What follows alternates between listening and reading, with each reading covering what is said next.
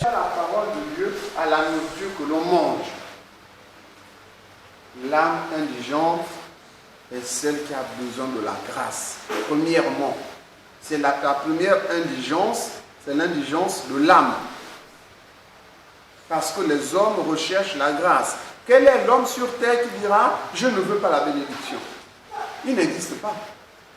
Tous les hommes, même ceux qui ne croient pas en Dieu, ils veulent du bien-être. Mais le bien-être, c'est une bénédiction. Ils veulent vivre longtemps. Mais vivre longtemps, c'est une bénédiction.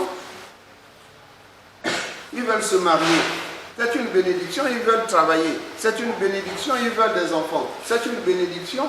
Qui refuse les bénédictions sur cette terre? Tout le monde en a besoin. Et du reste, personne ne dit qu'il en a assez. Donc la terre entière est quasiment remplie d'indigents spirituels. Donc apprenez à les reconnaître et à leur donner ce que vous avez déjà. La parole de Dieu, le témoignage de Christ. Et si votre main peut accompagner votre parole, c'est tant mieux. Mais que vous ayez maintenant un cœur généreux. Donc si vous avez fait toutes ces choses, vous les avez expérimentées pendant le jeûne, maintenant, dans la vie de tous les jours, exercez ça. Le jeûne vous a permis d'apprendre. Donc, ce qu'on apprenait et qu'on laissait tomber ensuite, et le Seigneur lui aussi, il repartait en quelque sorte, non pas qu'il quittait notre vie, mais il croisait les bras, en attendant que nous changions. C'est le moment de changer. C'est le moment de changer.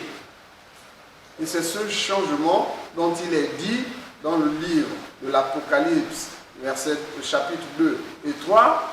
Celui qui vaincra, voilà ce qu'il aura. Celui qui vaincra, voilà ce qu'il aura. Vaincre là, c'est maintenant que nous devons vaincre. Nous avons appris à vaincre. Nous devons maintenant combattre pour continuer à vaincre et tenir le diable loin de nous. Et tenir les démons loin de nous. Et au fur et à mesure que vous allez vous exercer à ça, le Seigneur va vous montrer de plus en plus ce qui est encore caché en vous. Pour que ça aussi, vous le rejetez. Vous verrez que les démons se manifesteront de moins en moins en vous. Parce que leur refuge a été piétiné, démoli. Par la parole de Dieu au-dedans de vous, à laquelle vous vous attachez de plus en plus. Celui qui s'attache à la parole de Dieu, cette parole de Dieu-là brise les œuvres des ténèbres au-dedans d'elle. Parce que la parole de Dieu en nous, c'est Jésus-Christ. C'est Jésus-Christ. Donc, continue les bénédictions. Ta lumière se lèvera sur l'obscurité. Donc, ta lumière va se lever sur l'obscurité. C'est-à-dire, là, le monde des ténèbres se jouait de toi, te faisait agir instinctivement. Tu vois maintenant le monde des ténèbres arriver et tu le repousses tranquillement. Tu vois une situation désastreuse en train de se produire devant toi, ton cœur n'est plus troublé, tu es en paix. Le Seigneur se pourvoira, le Seigneur interviendra, le Seigneur ne permettra pas. Tu as maintenant cette foi ferme. Donc ta justice marche maintenant devant toi. Parce que tu exerces la foi, le Seigneur, Jésus-Christ, le consommateur de la foi, voit cette foi-là et il intervient. Ensuite. Et tes ténèbres seront comme le midi. Donc celui qu'on disait, mais ça c'est un voyou ce gars-là.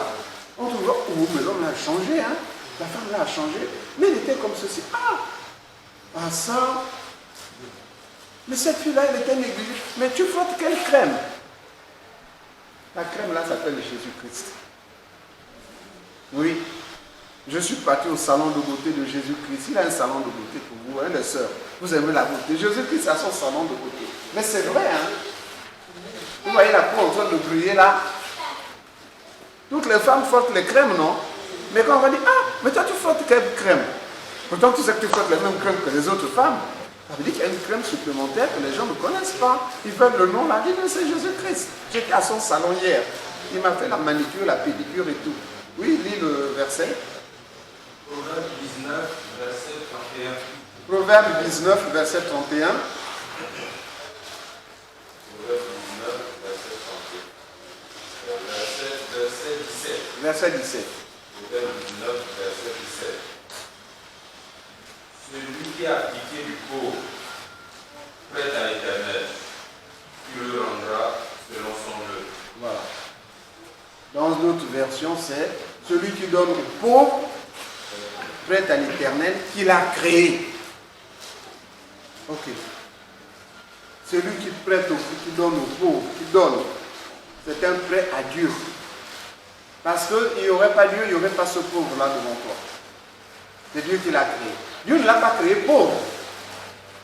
Mais c'est le monde des ténèbres qui l'a rendu pauvre. Ce n'est pas Dieu qui crée le pauvre. Il a créé l'être vivant, l'homme. Mais à cause du péché, il est devenu pauvre.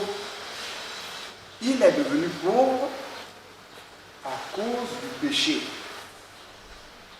Mais le Seigneur a toujours compassion de lui. Celui qui donne à cette personne-là, le Seigneur te dispose de donner, parce que c'est sa créature, doit pouvoir à ses besoins, même si le pauvre ne le sait pas. Tu obéis à Dieu dans ton cœur en donnant aux pauvres.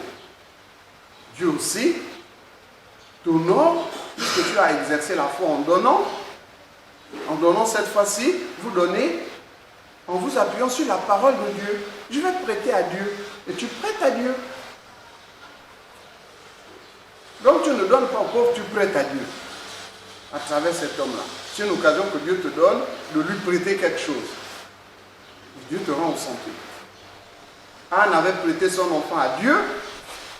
Dieu lui a rendu au centuple en donnant d'autres enfants. Elle qui pleurait les enfants, comme on dit, les enfants étaient maintenant versés. Et là où il y avait les larmes, il y a maintenant le sourire et la joie.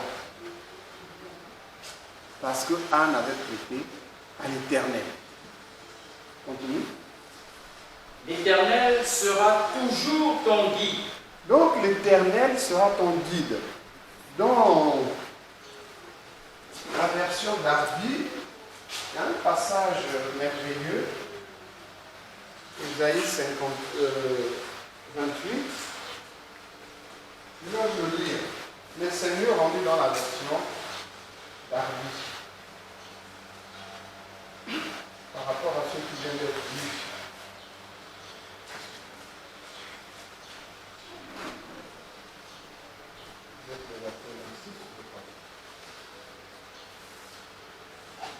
Voilà. Isaïe 28, verset 26.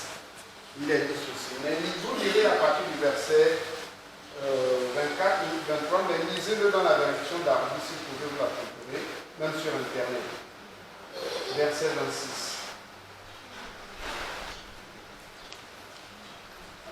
Son Dieu le dirige dans son jugement.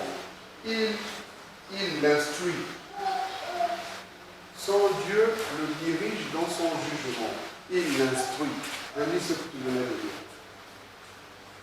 L'Éternel sera toujours ton guide. Il te guide, il te dirige. L'Éternel te dirige. Il t'instruit. Donc, en d'autres termes, de la connaissance va commencer à émerger de toi, à naître en toi. Une connaissance au-dessus de la moyenne. C'est un mystère, mais c'est une vérité aussi. Je vais prendre un exemple. J'avais arrêté de faire la recherche scientifique en 1998. Je dis bon, j'ai un grade universitaire, cela me suffit. Et j'ai laissé tomber totalement. Et entre 92 et 94, je me dis tiens, je vais me remettre à faire de la recherche scientifique. Mais j'avais décroché depuis près de 20 ans quasiment. En tout cas plus de 15 ans. J'avais totalement décroché. Donc je ne savais plus où en était la connaissance pour que je puisse me rattacher et précéder les autres. Alors que je m'interrogeais, j'avais écrit un article, ça m'avait pris du temps. Et je me rends compte que c'était trouvé depuis plus de 50 ans. Ça m'a découragé. Je dis, bon Seigneur, tu me permettras de reprendre mes activités au moment favorable. Je n'ai pas désespéré. Et le Seigneur va me mettre à cœur de reprendre cet article, mais de le modifier. je l'ai modifié, je l'ai envoyé une revue, on l'a accepté. Ensuite, c'est comme si le Seigneur m'avait dit, mais le travail de bureau que tu fais tous les jours là, si tu demandais à l'ordinateur de faire ça à ta place, comment tu vas représenter ça? Et je suis arrivé sur un sujet de recherche que personne n'avait imaginé.